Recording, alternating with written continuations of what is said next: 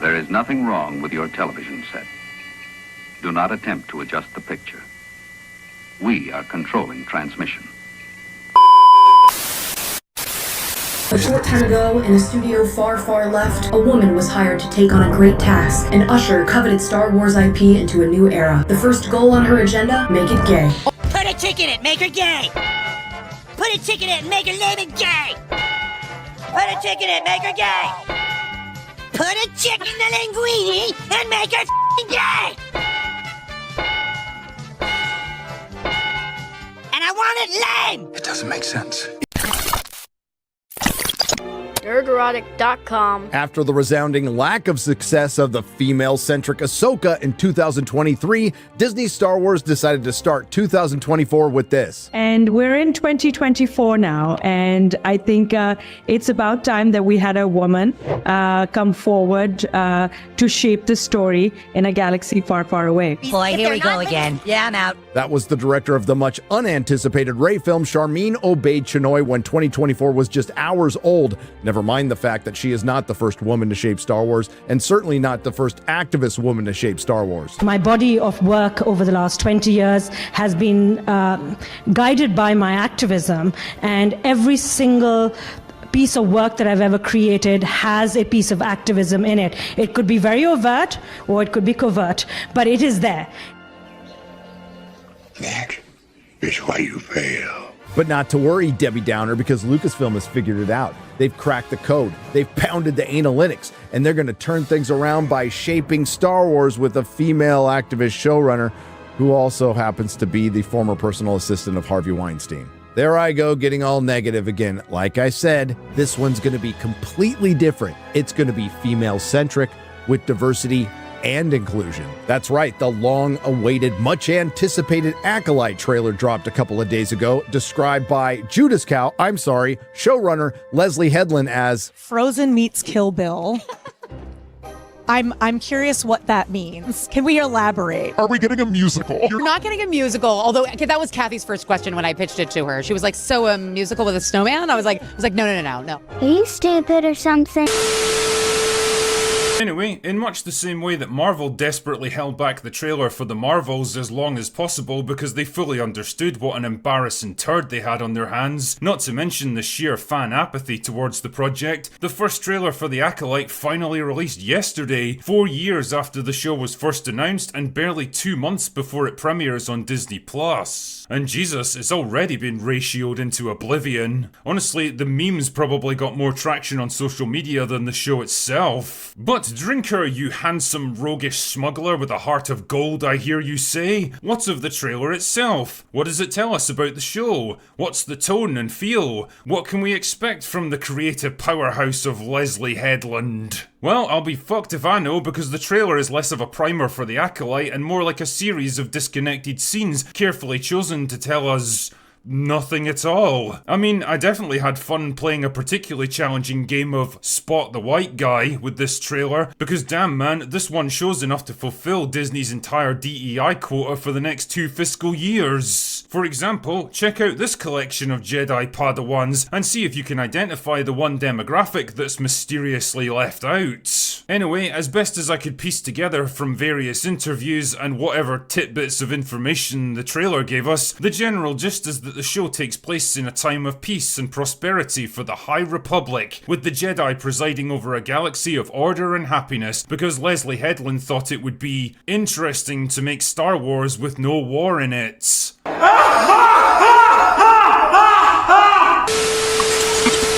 What a joke. We then get a nice surprise in this trailer with the appearance of Carrie-Anne Moss as a Jedi. The trailer then just turns into The Matrix.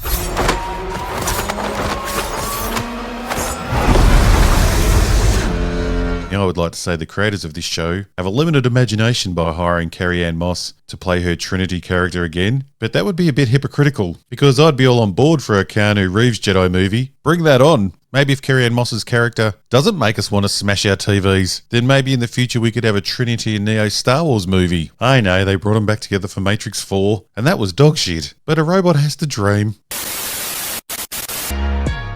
We've known for the better parts of 2 years that The Acolyte was going to be a cringe woke disaster for Lucasfilm and another failure for Disney Star Wars.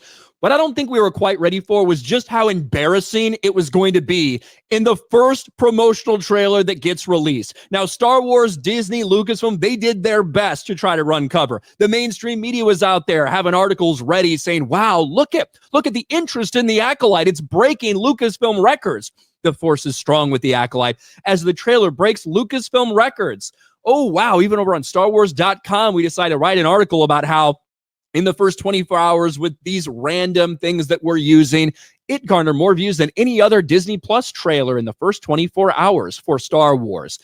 Well, that would be amazing if the reception wasn't incredibly disastrously bad. But this is what we've seen with the Acolyte. The first trailer, it did break records for Lucasfilm, not because of how many people watched it, but because of how many people didn't like what they saw. We are closing in on 500,000 dislikes on this thing. 479,000 dislikes from the time I'm recording this to 175,000 upvotes. More than twice the amount of dislikes. Right now, it's about 70% of people that fucking watch this, maybe more, that don't like it. This is going to be a fucking disaster for them, but we've seen it coming from the beginning. Apparently, she also wanted to explore the franchise from the perspective of the villains, because the bad guys are wildly outnumbered at that point and are the underdogs, which kind of explains this line right here. This isn't about good or bad. This is about power. Ah, Star Wars, the classic story of good versus evil, which is no longer about good versus evil. This is about power. Power. Tell me, why is so much of modern Hollywood about tearing down classic heroes and reframing villains as misunderstood anti-heroes? Why are they trying to dupe people into believing that nothing is intrinsically good or bad, that morality and objective reality don't actually exist, and everything comes down to what you personally feel? It's almost like once you stop people from believing in anything, then they'll eventually come to accept everything. Anyway, I digress. I have to admit, I did find myself with a few questions as I watched this trailer though. Like, why is Carrie-Anne Moss fighting like she's got a metal rod shoved up her arse? Why is this diverse individual cosplaying as the 13th Doctor? Why is this guy fighting hand to hand when lightsabers exist? How exactly did Leslie Headland get such a high-profile showrunner job in a franchise that she's never even worked in before? Like, you just have to have the confidence to walk in there and pretend like you know how to do it. I'm telling you guys, like, the truth. Like, that's how I made my first film, was that I was like, I know what's going on. I didn't at all. And I think it shows in the movie. Ah, that explains it. If you want another fun little game for yourself, then look up pretty much any interview of Headland talking about this show, and I can pretty much guarantee that 90% of it will be her talking about her favourite subject in the entire world. Herself. How important this story was to her, how it made her feel to be represented, why her characters from a fanfic written decades ago somehow find themselves in a $100 million TV show because they mattered to her. Is that when I pitched it, because I came in and I pitched my own idea, but I would have been able to understand as a queer person, and I think I would have had a completely different life. It was like, I was like, what I'm really interested in is, but it is always about the spiritual journey of what it is to become who you are. I mean, why not Will and Grace meets RoboCop, or Modern Family meets Saw, or Sesame Street meets Scared Straight? I don't know, maybe I'm crazy to suggest that Disney might want to try Star Wars meets Star Wars, but we know they can't do that. I digress. Anyway, with the Acolyte trailer, Disney Star Wars has managed to do the unthinkable, the unimaginable. They've brought us all together again, just not in the way they intended, because aside from a few clapping seals, everyone hates it. As far as I know, this is the first Disney Star Wars project to be ratioed on YouTube, and that's certainly going to get worse as time goes on, and after watching it, I understand why. Close your eyes. Your eyes can deceive you. We must not trust them. Now, even more concerning than that bit of rhetoric is when she talks about the endeavor that she's taking on with this new Star Wars The Acolyte series. She makes it pretty clear that her main goal is to tell a queer story featuring women, then goes on to say, in order to do that, she has to pull from the work of George Lucas and the original IP. So the very foundation of what she's creating is not actually a Star Wars story, it is a queer story. And in order for her to be able to tell that queer story, she has to sprinkle in a little bit of the Star Wars IP. It shows you what many people are doing in Hollywood right now. They're coming into the writer's room with their agenda ready to roll, and then realizing they actually have to tell the audience a story on top of their political activism. The story is not at the forefront. The deeper human truths that are meant to be communicated to you are not at the forefront. Their activism is at the forefront, and they think about the story as a secondary or even tertiary matter. This clip is very reminiscent of an interview clip we got from another Star Wars director, Sharmeen Obaid-Chinoy, who's working on Star Wars New Jedi Order,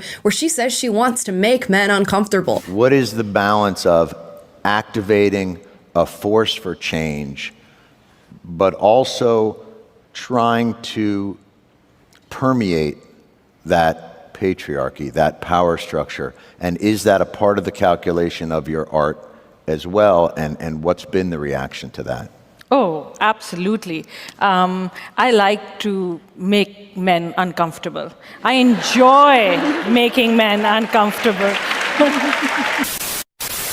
These are the people in charge of Star Wars now, and I think it's about time that we accepted it's not going to change, ever. Disney are never going to give this franchise up, and they're never going to do any better because quite simply, they can't. And George Lucas isn't coming back riding atop a white horse to save the day. And in case you were ever in any doubt about that, just check out his latest statement where he publicly backed Bob Iger against the one and only guy who might actually have a shot at turning the company around. I guess a man really can put a price on his own dignity and self-respect. The point is that Star Wars today is nothing but an embarrassment to everyone associated with it. It's that pop star you idolized as a kid who's now a fat, balding, middle-aged man trying in vain to compete with artists half his age who probably has a search history more disturbing than Vosh's. It's that hot girl you dated once in high school who now has 3 kids by 3 different dads and lives off welfare checks but still goes out on the town every Saturday like she's 21. It's that 40-year-old woman in your office still listening to Taylor Swift songs, convinced there's deep meaning to be found in the trite, cliched lyrics and simplistic melodies. It's a grown-ass man who makes YouTube videos complaining about Star Wars for a living and wears shades indoors at night. Oh wait, my point here is that maybe this was ultimately for the best. Maybe it's time for fans to accept that the Star Wars they knew and grew up with is gone and it's never coming back. Maybe it's finally time to let it go and move on.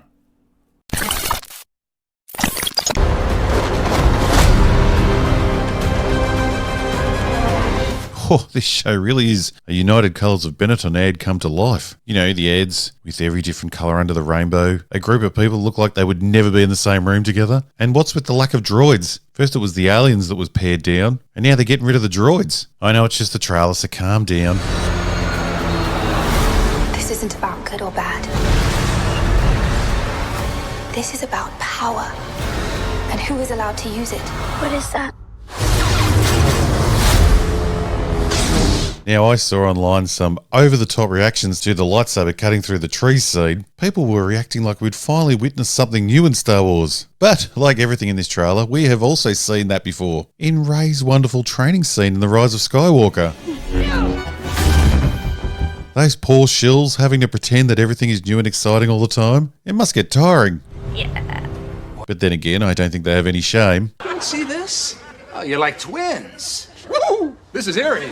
Maybe we do look a little like each other. More dreadlocks. I'm not saying that Leslie Headland is a racist, but why does every black person automatically get dreadlocks? Seems a bit cliched. And again, they could have the Jerry curl. When I first saw this trailer, I didn't realise that all the Jedi here were getting pushed back. I thought it was all the Jedi taking off with Jedi super speed, which I thought was a brilliant idea. For some reason, we hadn't seen that since Phantom Menace, so I was rather excited.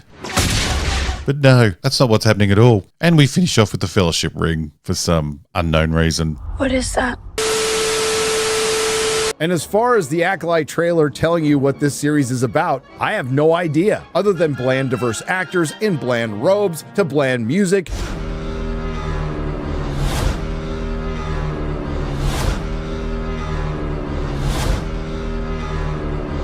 in another bland D+ series from a showrunner who was asked what her favorite Star Wars was and couldn't answer the question. So when people are like, what's your favorite Star Wars movie? I'm like, there is no Star Wars movie. There is only Star Wars.